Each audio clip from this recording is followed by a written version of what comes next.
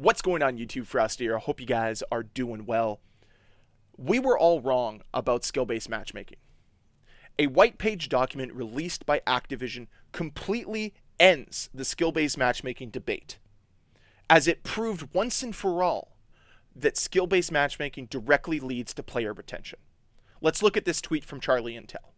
Activision ran a test in MW3 multiplayer where 50% of players in North America had skill factor reduced in matchmaking.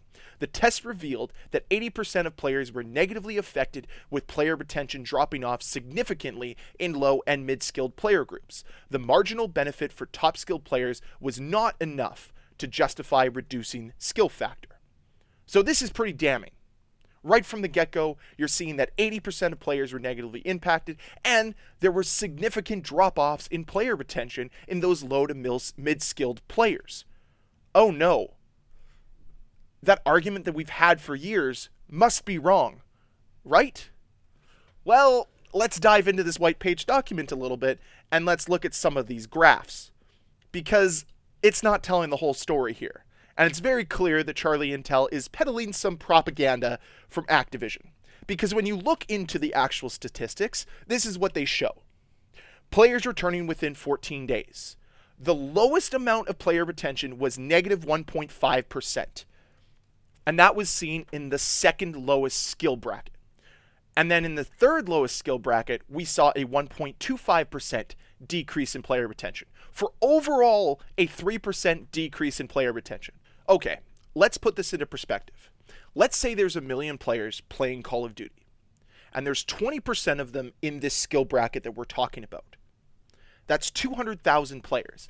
Of that 200,000 players, we saw a 3% decrease in the player base, which would be 6,000 players, which seems pretty negligible for a 20% portion of the player base. But not only that, if we take a look at this entire graph, we're probably talking about 20 to 30,000 players that left within this test period. And I want to dive a little bit deeper on this test in a second, but first, I want to bring up two more graphs that illustrate kills per minute and score per minute during this period. And as you can see, the bottom 20% of the player base got completely destroyed. Their numbers tanked as a result of this test. But what I find very interesting is that the cohort that saw the biggest reduction in kills per minute and score per minute was the bottom 10% of players. But the bottom 10% of players didn't have the largest amount of people leaving the game. That was the 10 to 20%.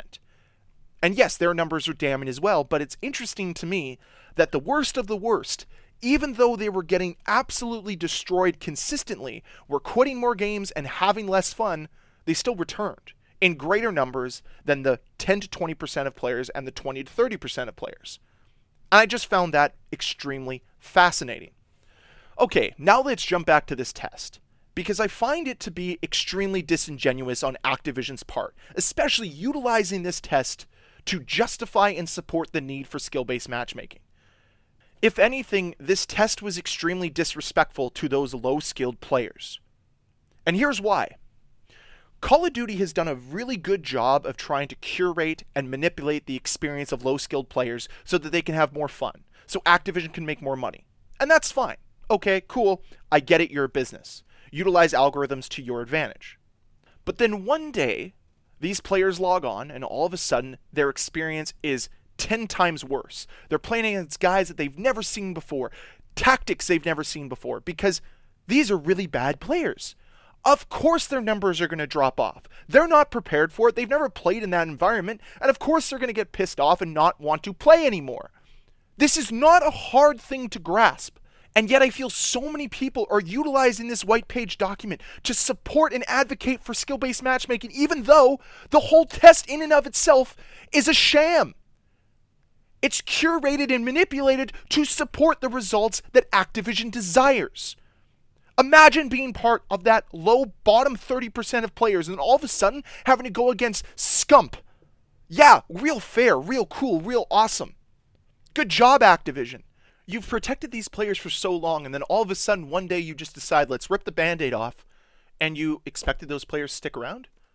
You set up the test to benefit you. And if we're going to do this test legitimately, You take brand new players on brand new accounts and you do the test that way. Loosen their skill parameters and see what happens. See where they fit in your skill brackets and then run the test that way. That would have been way more legitimate than this test that obviously skews the numbers in their direction. Who wants to go from going even every game to going negative 20 every game because they're outside their skill bracket? No one. Because these guys have been protected for so long. And they're okay with it because that's the hand they've been dealt. And we saw this reaction with XDefiant when it first released. Many players getting that tough ego check that they weren't actually that good at video games. Because all this time, they'd been the ones benefiting from skill-based matchmaking. They've been the ones being protected by this algorithm.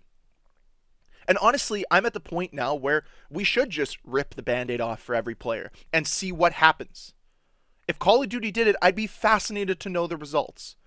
But we've been treating player bases with kid gloves for so long that they don't know what it's like for many players in a non-skill-based matchmaking world. So of course, that stark of a change is going to affect them negatively, which better supports the need for it, which is exactly what Activision did here. Manipulated this test to their advantage so that they could justify the need for skill-based matchmaking. They need more investment in it from their higher-ups because I guarantee you this, skill-based matchmaking results in more revenue, and that's why they push it so hard. That's why.